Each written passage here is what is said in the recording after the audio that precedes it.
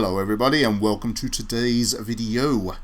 I am going to be getting a bit retro today because last week Nintendo released the very first Fire Emblem, subtitled Shadow Dragon and the Blade of Light, which originally released on the Famicom in Japan but has now landed in English for the very first time.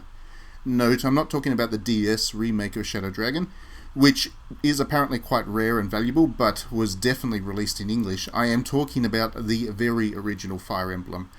As a big-time fan of the Fire Emblem series, it was a no-brainer that I'd get into this, and I actually bought the limited edition box set because it has this gorgeous hardcover art book in it as well.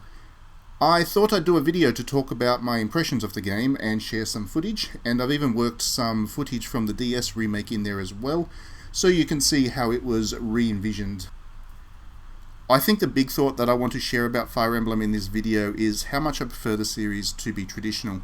I will talk about how Fire Emblem is impressive in the way that it hasn't changed that much over its 30 years in comparison to some other JRPG series out there. But in playing through this Fire Emblem on the Switch for the first time, I obviously haven't played Shadow Dragon beforehand, I am reminded that I do like it when Fire Emblem sticks to its more traditional roots. And this isn't a slight on the more recent Fire Emblem titles. I really love Three Houses, for example, and I'm pretty sure on my review on digitallydownloaded.net I gave it 5 out of 5 stars. Really had a great time with that game. It's just that there's something about the way that the early Fire Emblem titles have a classic, uncomplicated approach to tactics, JRPG action, that I do find to be especially appealing. So for example, this Fire Emblem is so traditional that it's actually impossible to grind up levels of experience for your characters. If you don't raise your characters right in the very early stages of the game, then you are going to hit a wall later on down the track which will prevent you from making progress. Basically, the enemies will be leveled well beyond what your characters can handle. They'll just be too powerful to overcome. So right at the very start of the game, you actually need to have a plan in mind for the end game, in terms of the characters that you're going to use, and you need to make sure that the characters that you're not going to include in your party don't accidentally get kills or damage the enemy, so that they don't steal experience points. You need to keep them out of the action. So about 6 or so levels in, then you can actually start to select the units that you take into battle, and that's where your strategy in those early stages starts to play out, because the characters that you haven't been using will not be added to the battle map and they'll drop off. But if you haven't been playing strategically, if you've been using all of your characters, then you're not going to be able to take those characters into battle, and the experience that they've accumulated at the expense of the other characters in your party has gone to waste. I actually like this system. It was one of the more controversial features of Fire Emblem Blazing Sword on the Game Boy Advance, that being the first Fire Emblem to be localized into English ever, and people were playing Fire Emblem for the first time and were not used to having JRPGs where you couldn't overcome poor planning with a bit of experience grinding. There were a lot of people that never actually finished that game simply because they never worked out how to get past the walls that you would hit if you weren't being strategic in how you looked after your characters. I like this system because it forces you to think way ahead and make strategic decisions that have implications for your future success right at the start. In the absence of a massively deep narrative, as these earlier games kind of lacked, having this feature was a cohesive way to make sure that you felt like everything that you did had weight and gravity to it and was part of an epic kind of campaign. And the attention that you paid to carefully managing each character also meant that you formed an attachment to those characters and became very invested in their success. You would have favorites which you would use each time you played through the game, and those favorites weren't necessarily determined by statistics, but rather because you had this kind of emergent experience of carefully leveling this character up so that by the end of the game they're particularly powerful and kind of can dominate the battlefield. Later Fire Emblems did introduce the ability to grind levels, and while they could still be challenging enough because the battle maps had plenty of enemies and they were powerful, it became a progression of levels rather than a linked campaign as a result, because you weren't making plans at the start of the game for battle maps that you knew were coming up towards the end.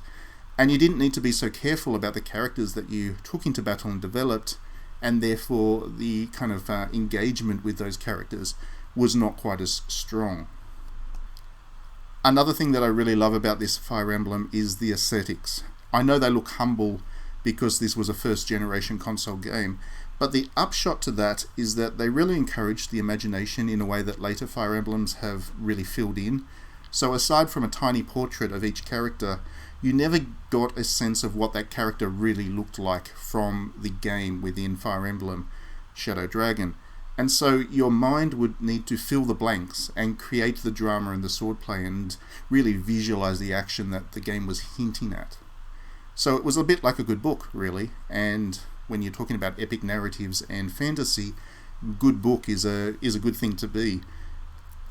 I wasn't a fan of the actual portraits of these characters. I'm not a fan of the actual portraits of these characters. They're from an earlier era of anime design that never really caught my interest as an aesthetic. But this Fire Emblem does give you just enough in terms of the tools to paint a vivid picture of an epic conflict, and that is something that even the remake of the game on the DS takes away to an extent, because it starts to do the visualization work on behalf of the player. And while I'm certainly not against modern games, I do love plenty of modern games and the detail and the rich graphics that they can fill in. I'm not a traditionalist in terms of only playing retro games.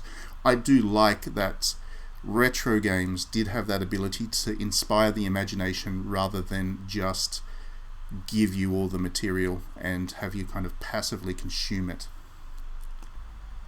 More than anything else though, I've been struck by how little the Fire Emblem series has evolved mechanically as I've been playing Shadow Dragon. So much of what you see and do in Three Houses, as the most recent Fire Emblem game, is present in this 30-year-old title. The basic strategies remain the same. The character archetypes remain the same.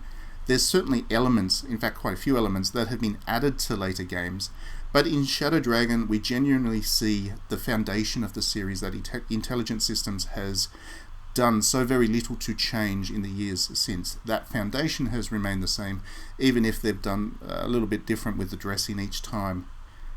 I mean, by way of comparison, consider Final Fantasy on the NES, the original Final Fantasy, and then Final Fantasy 15 or the remake of 7 on the PlayStation 4. If you didn't know that their titles were the same, i.e. Final Fantasy, there's so little that actually links those games, aside from some musical motifs, and you could be forgiven for thinking that they belong to entirely different properties. The thing that you'll find when you play Shadow Dragon is that there's no confusion as to whether this exists in the same series as Three Houses, or Fates, or any of the other 3DS Fire Emblems, for other recent examples of the series. The heritage that has kept that series together is unlike any other tactics JRPG out there. Nobody else really does exactly what Fire Emblem does, in a way that Fire Emblem does it, in a consistency that Fire Emblem does it as well. So one of the things that I've seen pop up in conversations around Fire Emblem and its more recent entries is that some of the more traditionalist fans are put off by what they consider to be an animeization of the series. They see the use of fan service, dating elements, head pats, and having tea with characters as indications that the series is changing in a way that has put some of them off.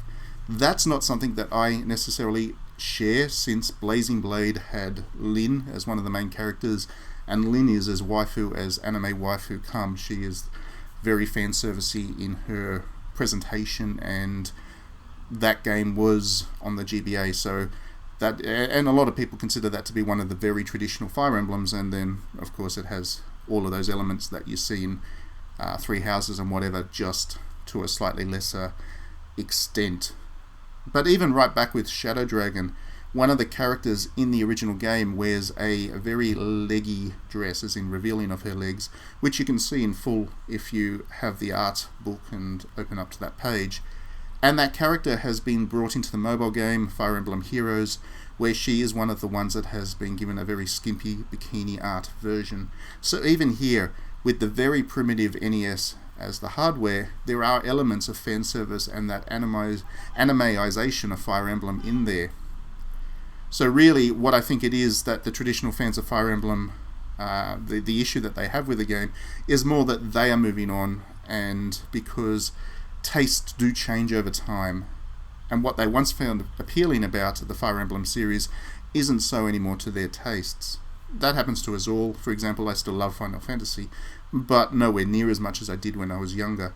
Fire Emblem itself isn't really changing. It's more that the older fans, their tastes are changing. As they do, they become a little bit more distant from the series. Now, as to whether that's a problem for Fire Emblem, if you consider that Intelligent Systems has turned Fire Emblem into one of Nintendo's most critical properties, along with Pokemon, Zelda and Mario, I'd say that they're managing the series pretty right. I mean, I don't think there's too much debate about that. The sales are good, the series is healthy, and the direction that they're taking with it is appealing to an entire new generation. As to whether that generation can come back and play Shadow Dragon, that's another question that I would be quite interested in seeing. But I do believe that because the foundation, as I was talking about earlier, is there in Fire Emblem Shadow Dragon, there will be a lot that players can connect with if they're a fan of the later games in the series. That perhaps isn't the case with a lot of NES games. I mean, if you play the NES, there aren't that many games that are as playable and as enjoyable as you might remember back then now, because games have moved on and mechanically things are much better now than they were with a lot of NES games. Basically, a lot of NES stuff has aged poorly, to use that term. But this one, I think this Fire Emblem has enough of the Fire Emblem core to it that it still feels quite modern and relevant today. So I think that it was the right decision by Nintendo to release this as a kind of 30th anniversary gift for fans. It's fine to sit down and say don't fix what isn't broken, of course, but I think it's useful to understand the core of the appeal of Fire Emblem and why that means it doesn't need to change that much from one game to the next.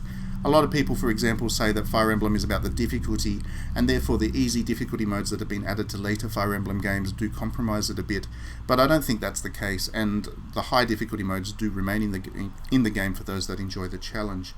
Other people suggest that it's the characters or the plot line, but I don't think that's necessarily the case either, at least in terms of individual characters or plot, because the stories do change a great deal from one to the next, and each one has an entirely different cast of characters. Overall, the fact that Fire Emblem writes good characters is certainly an appealing point, but there are a lot of franchises out there that have a lot of very appealing characters. I don't think that's what makes Fire Emblem distinctive and interesting in its own right. For me, the core appeal of Fire Emblem is the lack of complexity about its JRPG systems. So you look at something like Final Fantasy Tactics or any other Tactics JRPG, Disgaea or whatever, and they always feature ever deeper class, equipment and leveling systems. Fire Emblem, on the other hand, randomly assigns your character a couple of stats when they level up, and there's a deliberately limited systems at play in terms of the weapons to give the game a rock, paper, scissors system, with some of the characters having advantages over some, but weaknesses when facing a different type of enemy. That's the core of the strategy. It's a very simple rock, paper, scissors system, and the equipment system is there to really enable that. Three Houses does come dangerously close at times to forgetting that, with the way that you can also assign units to your characters to make them more powerful, and there's a huge range of those, and there's all kinds of management and characterization things happening between battles. But when you look at the series as a whole, the lack of complexity in the systems at play has allowed players to focus on two qualities: the tactical action and the chess-like positioning of pieces on the board, as well as the characters themselves. 30 years ago, Intelligent Systems achieved this with the breakthrough Fire Emblem Shadow Dragon, and dozens of games later it remains the focus of the series. They could certainly be a lot more complex with their systems and RPG elements, but they deliberately don't do that. So certain other websites have been given this English re-release of Shadow Dragon a quite poor review, with the general sentiment seeming to be that the game is archaic. It's a weakness in how we write about and talk about games, I think, because in other art forms, classics are respected for what they did rather than how we now see them. No one criticizes Shakespeare because his plays lack the breakneck speed and endless action of the Hollywood blockbuster today. Shadow Dragon, a little bit likewise, is a foundational game, and we should be celebrating the fact that we can actually now play it as it was originally designed for the first time now, and those kinds of negative reviews that are coming out because it isn't Three Houses are perhaps missing the point a little bit, I think. Anyhow, that's enough for this video. If you are playing the game yourself, do let me know your thoughts in the comments. I've been having so much fun with this one that I'm very keen to talk about the experience with other people. So yes, if you're a Fire Emblem fan, sound out. I'd definitely like to chat with you. Also, if you've got the limited edition, let me know what you think of that gorgeous art book. I don't actually buy too many limited editions because I haven't got that much space in my home, but this one I just couldn't resist because it is Fire Emblem, it's special to me, and I was not disappointed with what was actually in that box. Please do subscribe if you enjoy this video, because that way you won't miss any of the other ones that I upload in the future, and I do promise I do a lot of coverage of JRPG stuff and Fire Emblems and tactics RPGs and all the rest. So, you know, if you enjoy that genre, then we'll have a lot to talk about. And if you do enjoy my work and have been following me for a while, please consider backing me on Patreon. I would really appreciate it. Of course, you know, it's a huge thing to actually invest in a person's channel, and I really appreciate people that do that. It's $1 a month at a minimum. You know, it won't cost you much, and it will go a long way to helping me to continue to grow this channel and what I'm doing with it, because I do have goals and I'm getting there, but you can supercharge it with your support. So thanks as always for watching the video. Hope it was enjoyable, interesting, and we will catch you at the next one.